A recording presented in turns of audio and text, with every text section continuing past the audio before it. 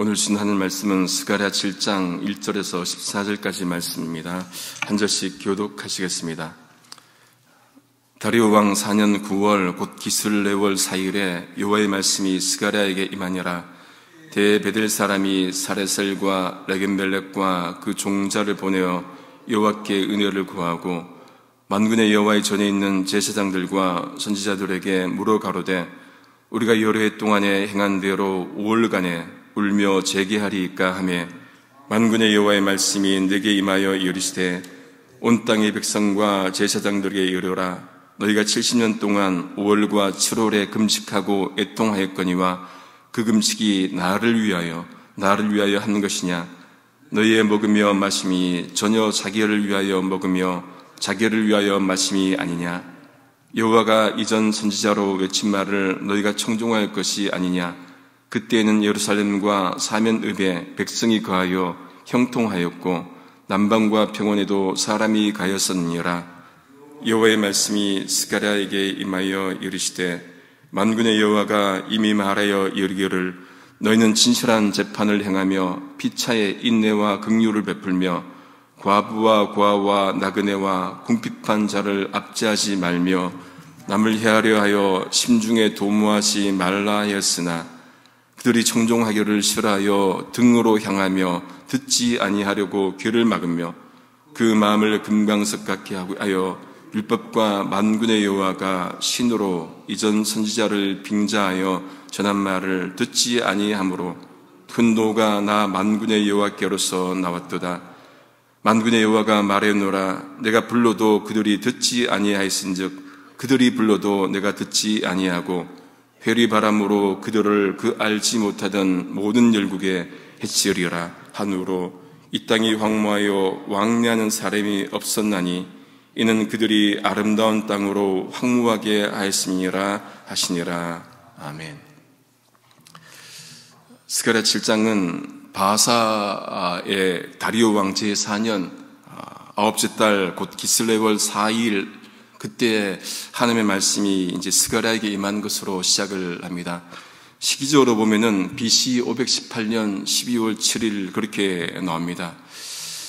유다가 바벨론 포로가 된 것이 BC 587년 혹은 6년이니까 그 70년 포로 생활이 끝날 쯤 이 무렵인 것이죠. 베델 사람이 사레셀과 레겜벨렉과 부하들을 보내어서 하나님께 은혜를 구합니다. 그러면서 선지자들하고 제사장들에게 물어봅니다.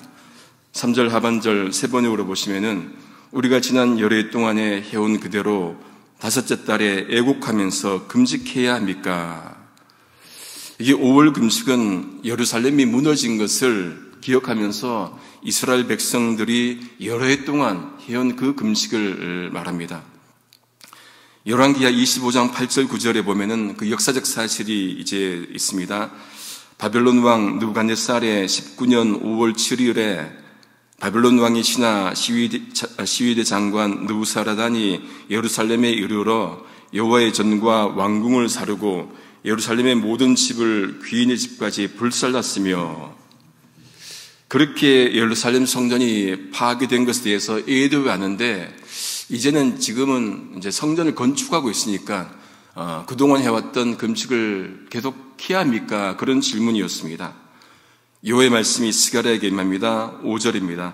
온 땅의 백성과 제사장들에게 이르라. 너희가 70년 동안 5월과 7월에 금식하고 애통하였거니와 그 금식이 나를 위하여 하는 것이냐.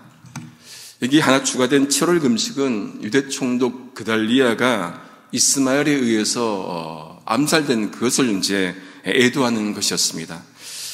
하나님께서 이스라엘 백성들이 5월과 7월 두 번 금식한 것이 여호와를 위한 것인지 묻습니다. 금식이 중요한 것이 아니라 그 금식이 누구를 위한 것인지 묻습니다. 나를 위하여, 또 나를 위하여 한 것이냐 두 번씩이나 물으신 것이죠. 이것은 그들이 하나님 위해서 금식한 것이 아니라 자기들을 위해서 한 것이다. 그런 말씀입니다. 아니, 그 금식이 하나님 위해서 한 것이 아니라 그 금식에 근본에 문제가 있다는 것을 말씀을 하시는 것이죠. 금식을 안 한 것이 아니라 하긴 했는데 원래 목적인 하나님의 영광 위해서, 바른 관계를 위해서 한 것이 아니라 단지 종교 의식만을 위해서 한 것이라는 말씀입니다. 하나님은 진정한 마음이 동반되지 않는 형식적 종교 의식을 싫어하십니다. 마음이 수반되지 않는 어떤 행위, 그것을 원치 않는다는 말씀이지요. 또 그들이 금식뿐만 아니라 일상에서 먹고 마시는 것에 대해서도 말씀을 하십니다. 6절 개역개정입니다. 너희가 먹고 마실 때 그것은 너희를 위하여 먹고 너희를 위하여 마시는 것이 아니냐.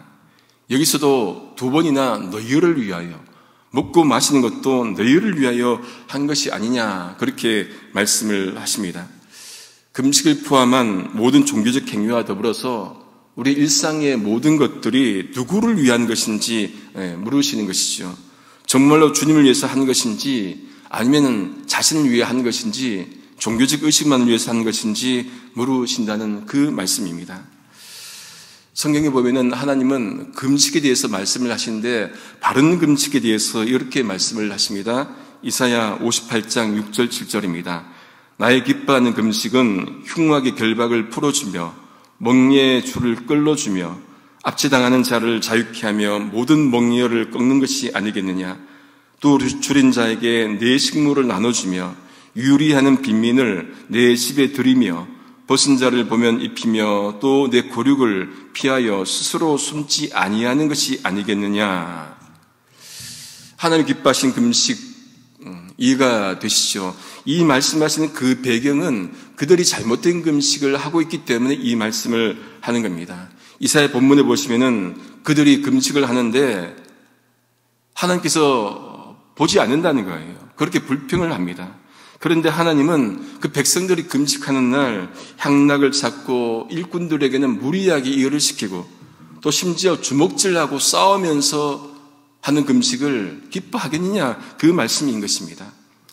자기 만족을 위한 금식이 아니라 정말로 하나님을 위한 금식인지, 더 확대되면 자기 뜻대로 사는 삶이 아니라 하나님의 뜻대로 사는 것인지, 그 진정한 금식의 의미이고 묻는 것이죠. 이렇게 진정한 의미를 묻는 것이 진정한 성도의 자세일 것입니다. 하나님이 이전에 그렇게 경고하셨음을 또 역사를 통해서 말씀을 하십니다. 7절에 보시면은 여호와가 이전 선지자로 외친 말을 너희가 청종할 것이 아니냐. 그때에는 예루살렘과 사면읍에 백성이 거하여 형통하였고 남방과 평원에도 사람이 거하였으니라 말씀하십니다. 여기 이전 선지자는 이사야, 호세야, 아모스, 미가를 가리킨다고 하는데 그들을 통해서 이미 경고하신 말씀을 이제 하시는 거예요. 그 경고하신 말씀을 청종하라는 것입니다. 그들이 그렇게 청종했을 때는 그 땅이 평온했고 사람도 많았다는 거예요. 이 남방과 평원은 세번역에는 남쪽 네겝과 스불라 평원 그렇게 나옵니다. 그러니까 예루살렘 멸망 전에 평화롭고 부유했던 그런 시대가 있었다는 것이죠. 그런데 그렇게 경고했음에도 불구하고 지금은 그 백성들이 듣지 않음을 또 말씀하시는 것입니다. 이전 역사를 통해서 여러분 우리가 배워야 되는 것은 뭡니까? 같은 실수를 반복하면 안 되는 것이죠. 이전에 하나님께서 말씀하셨다면은 그렇게 해서 백성들이 듣지 않아서 화를 당했다면은 지금 시대는 그 화를 다시금 당치 않기 위해서 말씀에 순종해야 된다는 그 말씀입니다. 역사를 통해서 아니면 개인 우리가 삶을 통해서도 여러분 그런 경우들이 있잖아요. 이전에 실수를 했는데 또 실수하면 안 되죠. 같은 실수를 반복하는 것은 바람직하지 못하다는 것입니다. 그러기 위해서 하나님과 바른 관계를 맺어야 한다는 말씀입니다. 이제 9절과 10절에 보면은 두 가지 해야 될 것과 두 가지 하지 말아야 할 것들을 또 말씀을 해 주십니다. 9절에 보면은 너희는 진실한 재판을 행하며 피차에 인내와 긍휼을 베풀며 그렇게 말씀을 합니다. 두 가지 해야 되는 것들을 말씀을 하시는 거예요. 첫 번째 뭡니까? 진실한 재판을 행하라. 여러분 재판은 정말로 중요하지요. 한 사람의 인생이 결정되기 때문에 그렇습니다. 한 사람이 사느냐 마느냐, 한 사람이 감옥 가느냐 마느냐, 한 사람의 인생에 좋은 글씨가 새겨지느냐 아니냐가 결정되기 때문에 그렇습니다. 여러분 종종 그런 뉴스 보지 않습니까? 정말로 억울하게 몇십 년 동안 감옥에 갇혔는데 나중에 무죄로 판명되어서 나온 사람들의 그런 뉴스를 본 적이 있을 겁니다. 얼마나 억울합니까? 누가 그 인생 책임져 줍니까? 40년, 50년 동안 감옥에 있다가 나온 인생을 누가 책임져 줍니까? 그 책임이 되겠습니까? 그러니까 진실한 재판을 하라는 것이지요. 신명기 16장 18절에서 20절 세 번역입니다. 당신들은 주 당신들의 하나님이 각 지파에게 주시는 모든 성읍에 재판관과 지도자를 두어 백성에게 공정한 재판을 하도록 하십시오. 당신들은 재판에서 공정성을 이어서도 안 되고 사람의 얼굴을 보아주어서도 안 되며 재판관이 뇌물을 받아서도 안 됩니다. 뇌물은 지혜 있는 사람의 눈을 어둡게 하고 죄 없는 사람을 죄인으로 만듭니다. 당신들은 오직 정의만을 따라야 합니다. 그래야만 당신들이 살고 주 당신들의 하나님이 당신들에게 주시는 땅을 당신들이 차지할 것입니다. 무엇을 강조합니까? 공정성, 정의를 강조를 합니다. 사람 봐주고 뇌물 받아서 하는 것이 아니라 공정하게, 다시 말해서 진실한 재판을 하라는 것이지요. 두 번째는 뭡니까? 서로 인내와 긍휼, 관용과 자비를 베풀라, 그렇게 말씀을 합니다. 서로 그렇게 너그럽게 대하려면 여러분 불쌍한 마음이 있어야 됩니다.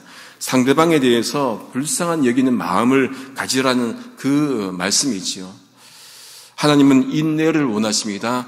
호세아 6장 6절, 나는 인내를 원하고 제사를 원치 아니하며 번제보다 하나님을 아는 것을 원하노라 말씀을 하십니다. 제사 중요한데 하나님은 제사보다도 인내를 원한다 말씀을 하십니다. 이 말씀을 예수님이 그대로 인용하시죠. 마태복음 9장 13절입니다. 너희는 가서 내가 긍휼을 원하고 제사를 원치 아니하노라 하신 뜻이 무엇인지 배우라. 내가 의인을 부르러 온 것이 아니요 죄인을 부르러 왔노라 하시냐라. 여러분 긍휼의 마음이 있을 때 죄인을 찾게 되겠죠. 여러분 긍휼의 마음이 없으면은 여러분 의인을 찾지 누가 죄인을 찾습니까? 이 두 구절을 보면은 여러분 무엇과 무엇을 대조시킵니까? 인내와 긍휼과 제사를 대조시키십니다. 그러니까 하나님을 진심으로 섬기지 않고 또 이웃에 대해서 긍휼히 여기지 않는 마음이 있는 그런 종교적 의식을 하나님은 원치 않는다는 말씀이죠. 대신에 타자에 대해서 불쌍히 여기는 마음을 가지라는 것입니다. 이제 10절에 그러면은 하지 말라는 것 두 가지가 나옵니다. 고아와 나그네와 궁핍한 자를 압제하지 말며 남을 해하려 하여 심중에 도모하지 말라 하였으나, 첫 번째 무엇입니까? 궁핍한 자를 압제하지 말라 합니다. 여기 열거된 과부, 고아, 나그네, 궁핍한 자는 사회적 약자들입니다. 그들을 억누르지 말라는 거예요. 여러분, 성경은 그 어떤 문서나 다른 책들보다도 약자들에 대해서 관심을 기울입니다. 구체적으로 그들을 도와주라고 명령합니다. 구약에 보면 이런 말씀들이 허다하지요. 신명기 10장에 보시면 하나님이 참 하나님을 말씀하시면서 하나님의 속성에 대해서 말씀을 하시는데, 신명기 10장 18절 세 번역입니다. 고아와 과부를 공정하게 재판하시며 나그네를 사랑하셔서 그에게 먹을 것과 입을 것을 주시는 분이십니다. 하나님의 속성에 대해서 이렇게 말씀을 하십니다. 고아, 과부, 나그네, 약자들에 대해서 편견 없이 그렇게 그들을 사랑하신다 말씀을 하시는데, 그러니까 그들에 대해서도 편견 없이 재판하라는 그 말씀이지요. 하나님의 속성이 그렇다면은 정말 우리도 주변의 사회적 약자들에 대해서 관심을 가지고 소외되지 않도록 그렇게 관심을 가져야 합니다. 여러분, 교회 안에서도 보면은 어떤 분들은 처음 오신 분들 혹은 또 가끔은 외곽으로 도시는 분들의 관심을 가진 분들이 참 많이 있더라고요. 그게 여러분, 노력해서도 되겠지만 그런 마음이 있으셔야 합니다. 저분이 좀 겉도네. 그러면 관심 가져주시고 전화도 하고 같이 밥도 드시고 그러면서 함께 올려가는 것이겠죠. 그게 뭡니까? 그게 마음이에요. 타제된 마음, 긍휼히 여기는 마음, 그 마음 아니겠습니까? 둘째, 서로 헤아리고 마음에 도모하지 말라고 그렇게 말씀합니다. 영어 성경으로 보면은 구체적으로 나옵니다. 마음에 do not think evil, 악을 생각하지 말라 그렇게 말씀을 합니다. 악한 것은 생각하지 말라는 그 말씀이죠. 이사야 55장 7절 말씀에 보시면은 악인은 그 길을, 불의한 자는 그 생각을 버리고 말씀하셨습니다. 악한 생각 자체를 하지 말라는 거예요. 그러면서 무엇을 고민합니까? 여호와께로 돌아오라. 그리하면 그가 긍휼히 여기시리라. 우리 하나님께로 나아오라. 그가 널리 용서하시리라 말씀합니다. 마음의 생각을, 악한 생각 버리는 것이 여러분 쉽지 않을 때가 있습니다. 그럴 때 어떻게 해야 됩니까? 하나님의 은혜가 필요합니다. 하나님께 돌아와야 가능하다는 것이죠. 우리가 죄인이기 때문에 이런 생각들을 때로는 할 때가 있지요. 그런데 하나님께서 베푸시는 은혜로 말미암아 이것들을 우리가 금지할 수가 있을 겁니다. 그러기 위해서 하나님께로 돌아와야 합니다. 이렇게 해야 될 일과 하지 말아야 할 일들을 말씀하셨을 때 그 조상들이 어떻게 했다고 말씀합니까? 11절에 보면은 그 백성들은 하나님의 말씀을 듣기를 싫어하여 등을 돌리고 또 길을 막았다 그렇게 합니다. 또 자신들의 마음을 금강석, 차돌같이 굳게 해서 하나님께서 옛 선지자들을 통해 전한 말씀을 듣지 않았다. 무엇입니까? 말씀하신 것을 듣지 않았다는 거예요. 아무리 여러분 금식한들 말씀 듣지 않고 순종하지 않으면 무슨 소용이 있겠습니까? 말씀 듣는 것이 가장 중요한데 종교적 행위로 우리가 순종한 것을 드러낼 수가 없는 것이지요. 왜 말씀을 듣지 않습니까? 듣기 싫으니까. 내 생각과 다르고 내 삶에 불편함을 주니까 여러분 듣지 않는 것이죠. 여러분 우리가 참된 신자로 살아갈 때 불편한 것들이 참 많이 있습니다. 그렇죠. 그냥 세상 사람들처럼 살면은 편하지요. 뭐 규제하는 것이 없으니까.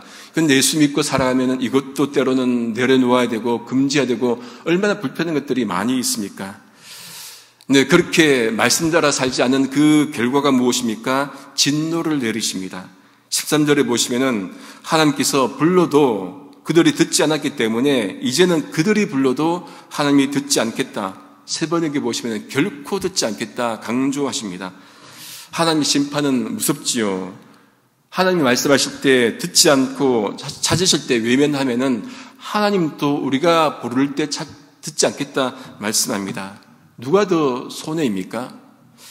비유가 될지 모르지만 부부 사이에도 여러분 서로 감정이 상하면은 듣지 않죠. 그러면은 아내가 듣지 않는 게 덜 불편합니까? 남편이 듣지 않는 게 불편합니까? 남편 입장에서는 아내가 듣지 않는 게 불편하죠. 밥도 안 해주고 빨래도 안 해주면 불편하죠.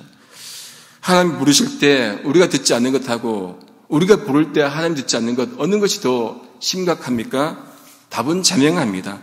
하나님이 우리를 부르실 때 그러니까 즉각적으로 우리가 반응할 수 있기를 소망합니다. 또한 그 결과 하나님은 그들이 알지 못한 나라로 이제 폭풍으로 날리듯 흩으셨습니다. 마지막 절임이죠. 어떻게 되었다는 말씀입니까? 포로가 되게 하셨다는 말씀입니다. 그렇게 해서 그들이 떠난 땅은 오고 가는 사람이 없어요. 폐허가 되게 하셨다 말씀합니다. 결국 망했다는 것이죠. 말씀 듣지 않는 그 마지막 최후가 어떻게 됩니까? 폐허이자 망함입니다. 이 논리를 잘 기억해야 합니다. 언제가 여행하다가 정확히 어딘지 모르겠는데 아리조나 근처인 것 같기도 하고 제목이 동네 이름이 고스트타운. 그래서 한번 들어가 봤어요. 들어가 보니까 정말로 폐허더라고요. 겁이 나가서 내리지 못하고 이제 한 바퀴 돌고는 나온 적이 있습니다. 아무도 지금 이 모습이 그런 고스트타운 모습 같습니다. 사람이 오고 가는 사람이 없어요. 폐허가 됩니다. 누가 살겠습니까? 방문객도 오지 않겠지요. 말씀을 정리합니다. 종교적 형식이 중요한 것이 아니라 하나님을 향한 신실한 마음이 중요합니다. 그러니까 우리가 주님의 전에서 정말 예배드리고 생활할 때도 그 마음이 중요하겠죠. 형식적 예배가 아니라 마음을 다해 드리는 예배, 마음을 다해 드리는 섬김, 마음을 다해 드리는 봉사, 그런 것들을 하나님께서 기뻐 받으실 것입니다. 아무쪼록 하나님 말씀에 순종하여서 삶의 자리에서 우리 삶의 자리가 폐허가 아니라 정말로 풍성한 열매를 맺는 그런 자리가 될 수 있기를 성부, 성자, 성령이신 삼일체 하나님의 이름으로 소망합니다. 기도하시겠습니다. 하나님 아버지, 저희로 삼일체 하나님을 믿고 살아가게 하시니 감사합니다. 그런데 그 믿음이 진심이기를 원합니다. 형식적으로 신앙생활을 하지 않게 하시고 마음을 다해 하나님께 예배하고 마음을 다해 말씀 듣고 마음을 다해 승리할 수 있도록 저희의 마음의 중심을 붙들어 주시옵소서. 그래서 주님이 우리를 부르실 때 외면하지 않게 하시고 내가 여기 있나이다 나를 보내소서라고 적극적으로 응답하며 살아가는 저희가 되도록 인도해 주시옵소서. 예수님의 이름으로 기도드립니다. 아멘.